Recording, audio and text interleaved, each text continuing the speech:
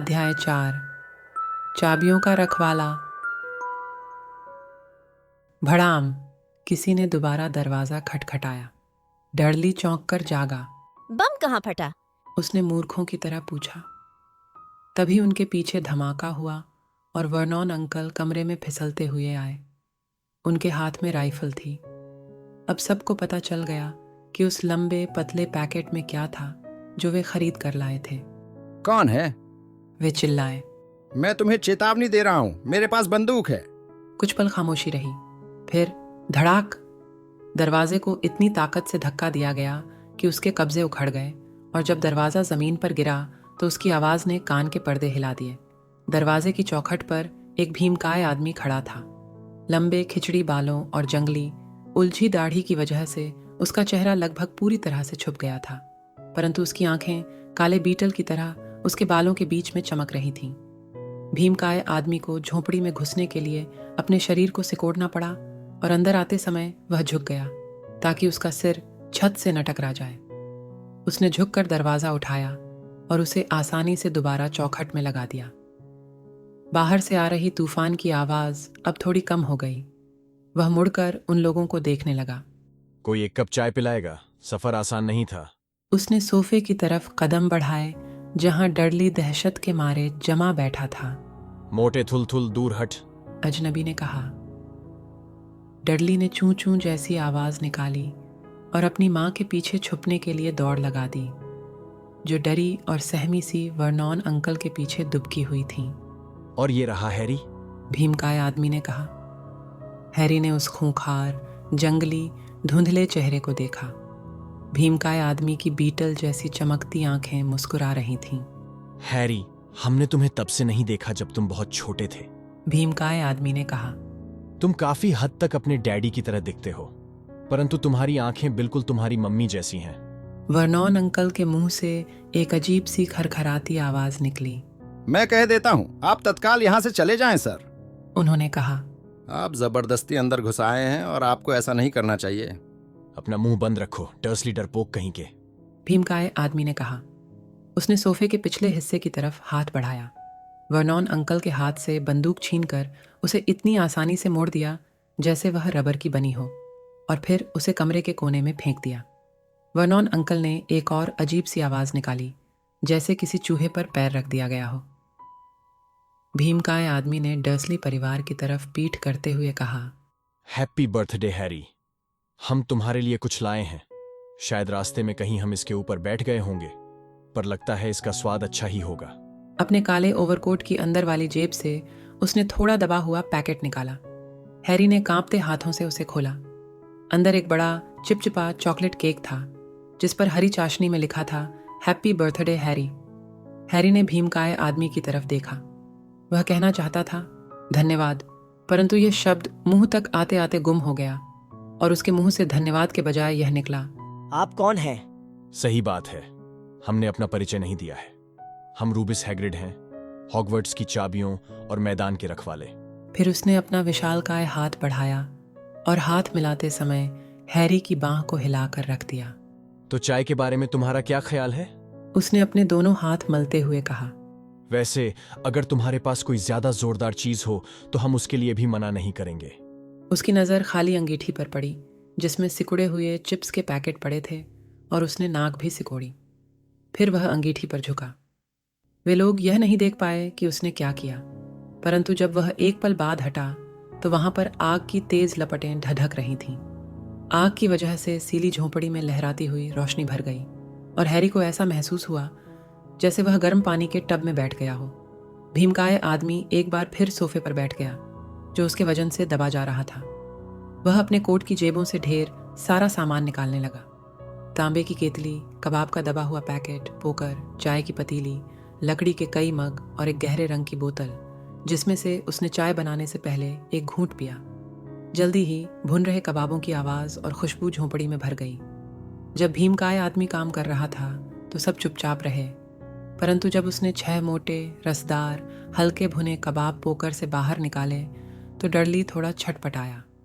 Vernon uncle ने तेजी से कहा, डडली, उसकी दी कोई चीज मत छूना। भीमकाय आदमी ने ठहाका लगाया। तुम्हारे मोटे थुलथुल बेटे को और मोटा करने की कोई जरूरत नहीं है। डर्सली, चिंता मत करो। उसने हैरी को कबाब दिए, जो इतना भूखा था कि उसे लगा जैसे उसने इतनी अच्छी चीज़ पहले कभी नहीं खाई थी। पर अब भी वह अपनी आंखें भीमकाय आदमी पर से हटा नहीं पा रहा था। आखिरकार जब किसी ने भी कुछ नहीं बताया तो उसने कहा, माफ कीजिए, परंतु मैं अब भी सचमुच नहीं जानता कि आप कौन हैं। भीमकाय आदमी ने चाय का एक घूंट लिया और हथेली के पिछले हिस्से से अपना मुंह पोंछा। हमें हैग्रिड कहो। उसने कहा, सभी हमें इसी नाम से बुलाते हैं, और जैसा कि हम पहले ही बता चुके हैं, हम हॉगवर्ट्स में चाबियों के रखवाले हैं। वैसे तुम हॉगवर्ट्स के बारे में तो सब कुछ जानते ही होगे। नहीं। हैरी बोला। हैग्रिड को जैसे सांप सूंघ गया।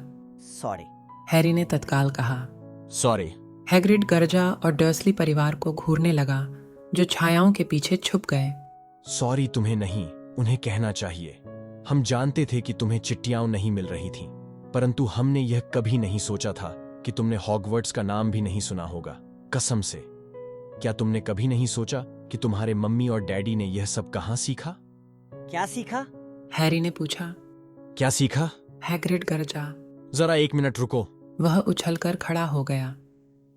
हैग्रिड गुस्से में पूरी झोंपड़ी के आकार का लग रहा था। डर्सली परिवार दीवार से चिपक कर दुबका खड़ा था। क्या इसका यह मतलब है वह डर्सली पति पत्नी की तरफ देखकर गुर्राया कि यह बच्चा किसी भी चीज के बारे में कुछ भी नहीं जानता? हैरी को लगा कि बात हद से आगे बढ़ गई थी। वह स्कूल जाता था और उसके नंबर भी बुरे नहीं थे। मैं कुछ चीजें जानता हूँ। उसने कहा। देखिए, मैं गणित वगैरह अच्छे से कर सकता हूँ। परंतु हैग्रिड ने अपना हाथ हवा में लहराया और कहा, मेरा मतलब है हमारी दुनिया के बारे में। तुम्हारी दुनिया, हमारी दुनिया, तुम्हारे मम्मी डैडी की दुनिया। कौन सी दुनिया? ऐसा लग रहा था जैसे हैग्रिड किसी बम की तरह बस फटने ही वाला था। Vernon Dursley. वह गरजा। वर्नॉन अंकल का चेहरा बहुत पीला पड़ गया और वे फुसफुसाकर काय काय जैसा कुछ बोले। हैग्रिड हैरी को हैरानी से घूर रहा था। परंतु तुम्हें अपने मम्मी डैडी के बारे में पता होना चाहिए। हमारा मतलब है वे लोग मशहूर हैं, तुम भी मशहूर हो। क्या मेरे मम्मी डैडी मशहूर हैं? क्या सचमुच? तुम्हें नहीं पता? हैग्रिड ने अपने बालों में उंगलियां फिराई और हक्का बक्का होकर हैरी को घूरने लगा। तुम्हें सचमुच नहीं पता कि तुम क्या हो? उसने अंत में पूछा। वर्नॉन अंकल की आवाज अचानक वापस लौट आई। रुक जाइए। उन्होंने आदेश दिया। यहीं पर रुक जाइए सर। मैं आपको मना करता हूं कि आप इस लड़के को कुछ भी ना बताएं। वर्नॉन डर्सली से ज्यादा बहादुर आदमी भी हैग्रिड की गुस्से भरी निगाह से दहल जाता। जब हैग्रिड बोला तो उसका हर शब्द गुस्से के मारे थरथरा रहा था। तुमने उसे कभी नहीं बताया? तुमने उसे कभी नहीं बताया कि उस चिट्ठी में क्या था जो डंबलडोर उसके लिए छोड़ गए थे? हम वहीं थे। हमने अपनी आंखों से डंबलडोर को चिट्ठी छोड़ते देखा था। डर्सली, तुमने इतने सालों तक उससे यह बात छुपा कर रखी? कौन सी बात छुपा कर रखी? हैरी ने उत्सुकता से पूछा। ठहर जाइए, मैं आपको मना कर रहा हूं। आतंकित होकर वर्नॉन अंकल चीखे। पेटूनिया आंटी ने घबराकर सिसकारी भरी। तुम दोनों भाड़ में जाओ और जाकर अपना सिर धुनो। हैग्रिड ने कहा। तुम एक जादूगर हो हैरी। झोंपड़ी के अंदर खामोशी थी। सिर्फ समुद्र और सीटी बजाती हवा की आवाजें सुनाई दे रही थीं। मैं क्या हूँ? हैरी ने तेज तेज सांस लेते हुए कहा। जादूगर, और क्या? हैग्रिड ने कहा और सोफे पर एक बार फिर बैठ गया, जो उसके बोझ से दबकर कराहता हुआ थोड़ा और नीचे धंस गया। और हम कहते हैं तुम बहुत अच्छे जादूगर हो, बस तुम्हें कुछ साल तक सीखने की जरूरत है। तुम जिन मम्मी डैडी के बेटे हो, उनका बेटा और क्या हो सकता है। और हमें लगता है अब समय आ चुका है कि तुम अपनी चिट्ठी पढ़ लो। हैरी ने अपना हाथ बढ़ाया और आखिरकार उस पीले लिफाफे को ले लिया, जिस पर हरी स्याही में पता लिखा था, मिस्टर एच पॉटर, फर्श, चट्टान पर बनी झोंपड़ी, समुद्र। उसने चिट्ठी बाहर निकाली और पढ़ने लगा। हॉगवर्ट्स जादूगरी और तंत्र का विद्यालय।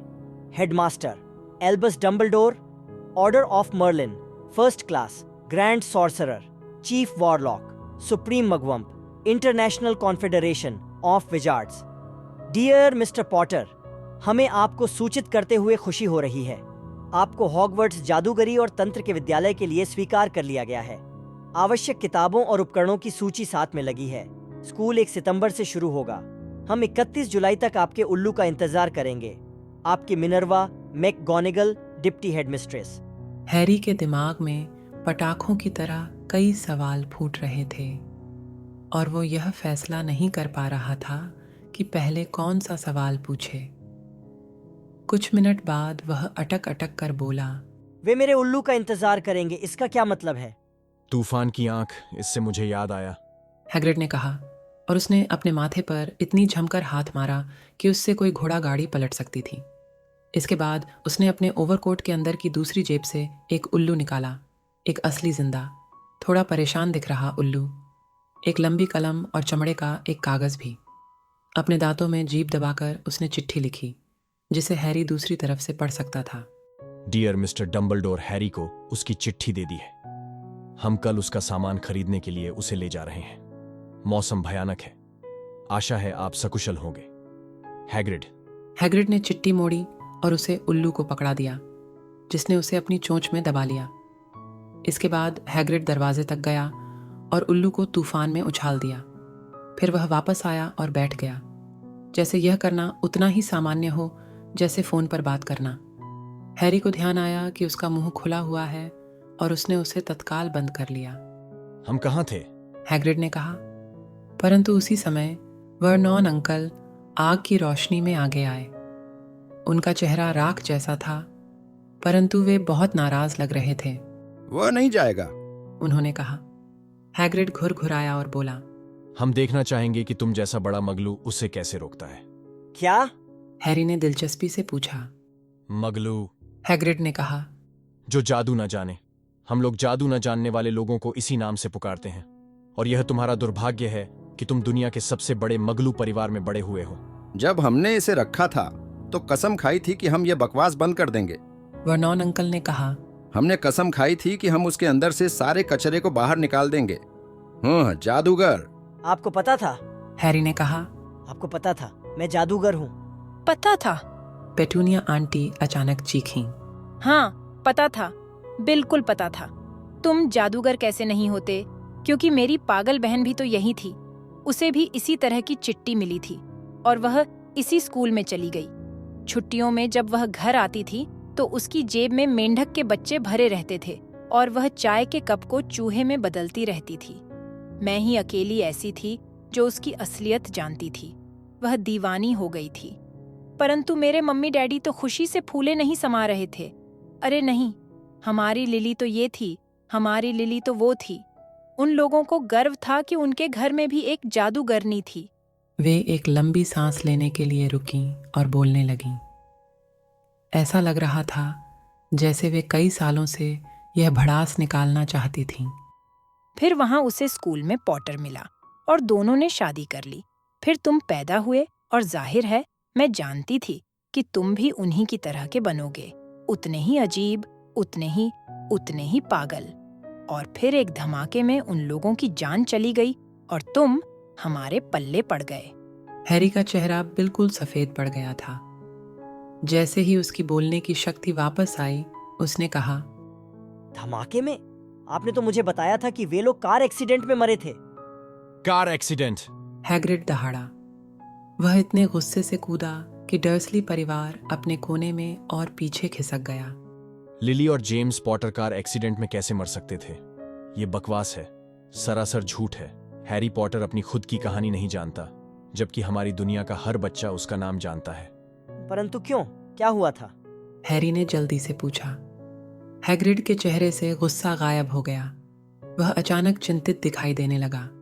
हमें इस बात की उम्मीद नहीं थी, उसने धीमी और परेशान आवाज में कहा।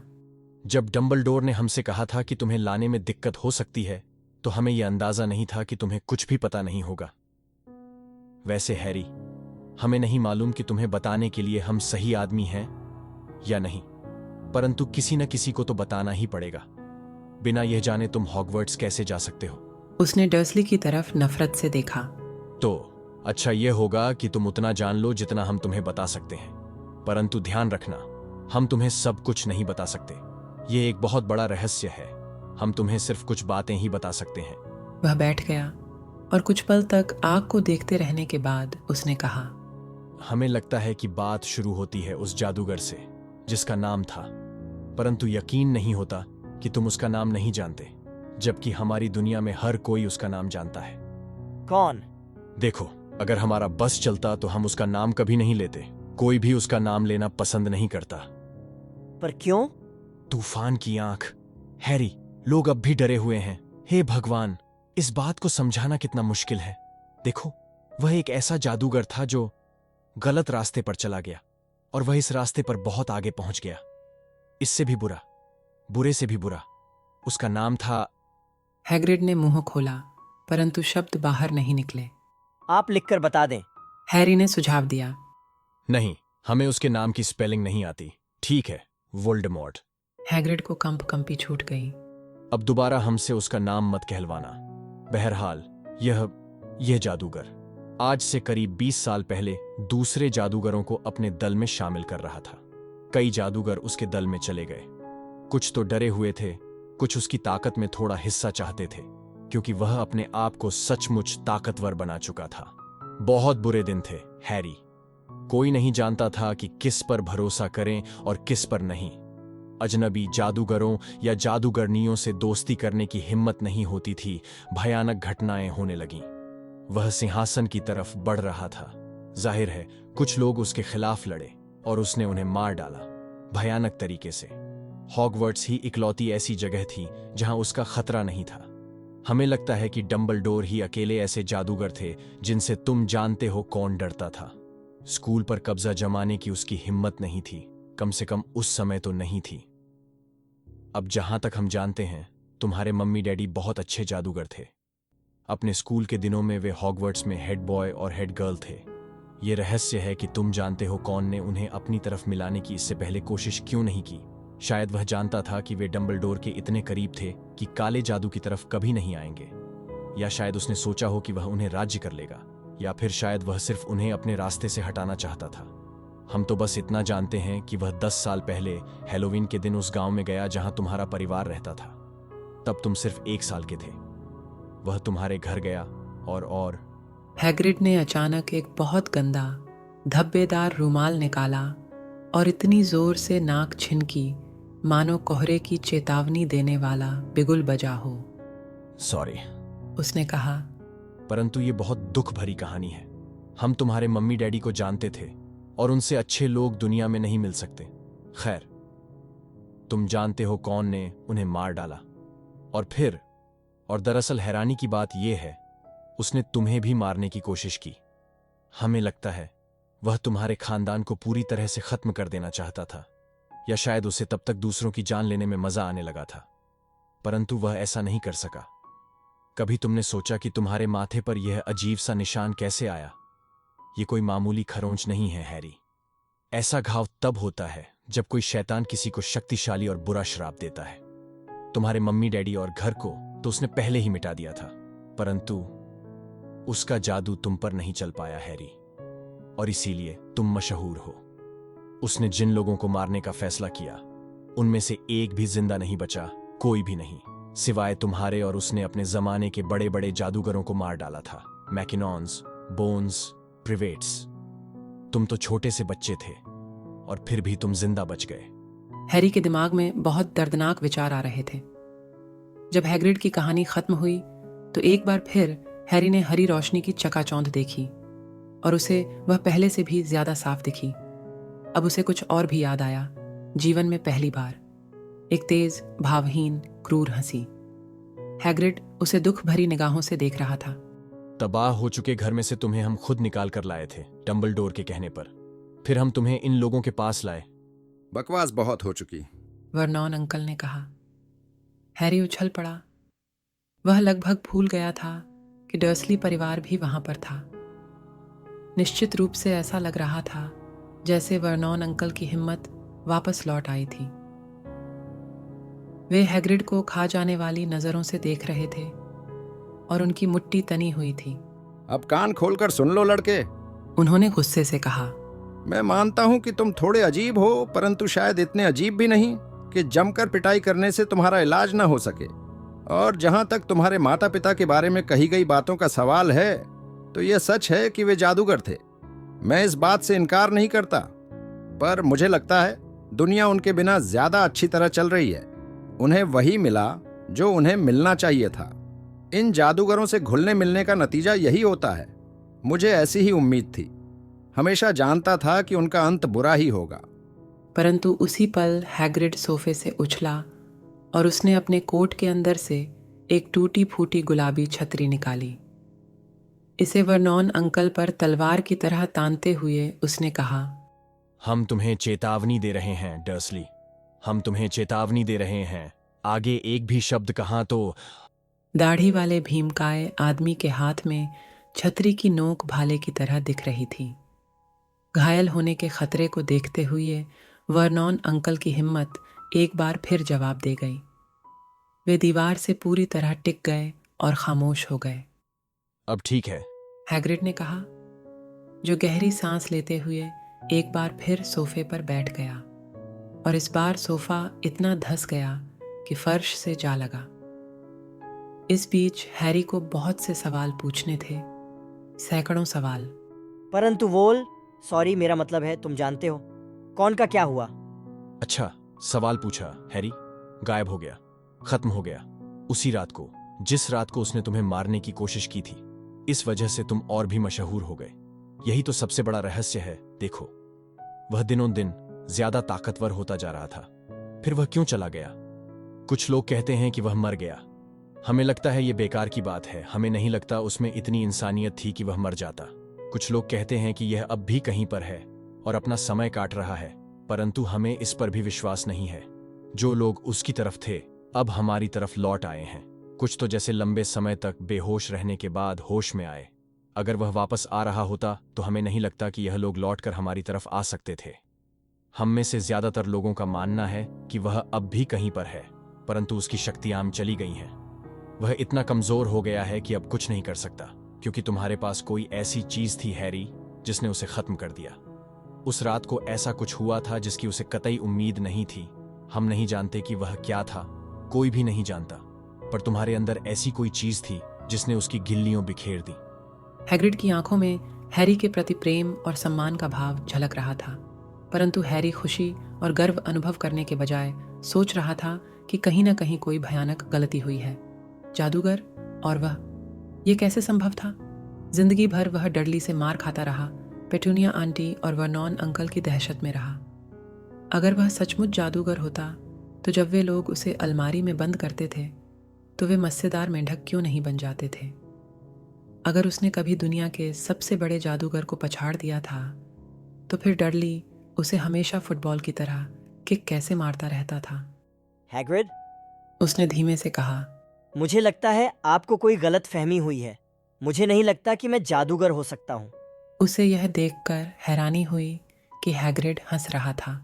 जादूगर नहीं हो? अच्छा, जब तुम नाराज या डरे थे तो क्या कभी तुम्हारे साथ अजीब घटनाएं नहीं हुई? हैरी ने आग की तरफ देखा। अगर इस तरह से सोचा जाए तो हर वह अजीब चीज जिससे उसके अंकल आंटी उससे बुरी तरह नाराज हुए थे तब हुई थी जब हैरी या तो डरा हुआ था या फिर गुस्से में था। जब डडली का गैंग उसका पीछा कर रहा था तो न जाने कैसे वह उन लोगों की पहुंच से दूर चला गया था। जब वह बेहुदा कटिंग के बाद स्कूल जाने से डर रहा था तो उसके बाल अपने आप बढ़ गए थे। और आखिरी बार जब डडली ने उसे मारा था तो क्या उसने बदला नहीं ले लिया था, हालांकि उसे यह पता भी नहीं था कि वह ऐसा कर रहा था? क्या उसने उस पर सांप नहीं छोड़ दिया था? हैरी ने हैग्रिड की तरफ मुस्कुराते हुए देखा और हैग्रिड पहले से ही उसे देखकर मुस्कान बिखेर रहा था। देखा? हैग्रिड ने कहा, हैरी पॉटर जादूगर कैसे नहीं है? तुम जरा ठहरो तो सही, तुम हॉगवर्ट्स में मशहूर हो जाओगे। परंतु वर्नॉन अंकल बिना लड़े हार मानने वाले नहीं थे। मैंने तुम्हें पहले ही बता दिया है कि वह नहीं जाएगा। उन्होंने फुफकारते हुए कहा, वह स्टोनवॉल हाई स्कूल में पढ़ने जा रहा है और इसके लिए उसे हमारा एहसान मानना चाहिए। मैंने वे चिट्ठियां पढ़ी हैं और उसे बहुत सी वाहियात चीजें चाहिए, जादू मंत्र की किताबें, जादुई छड़ी और...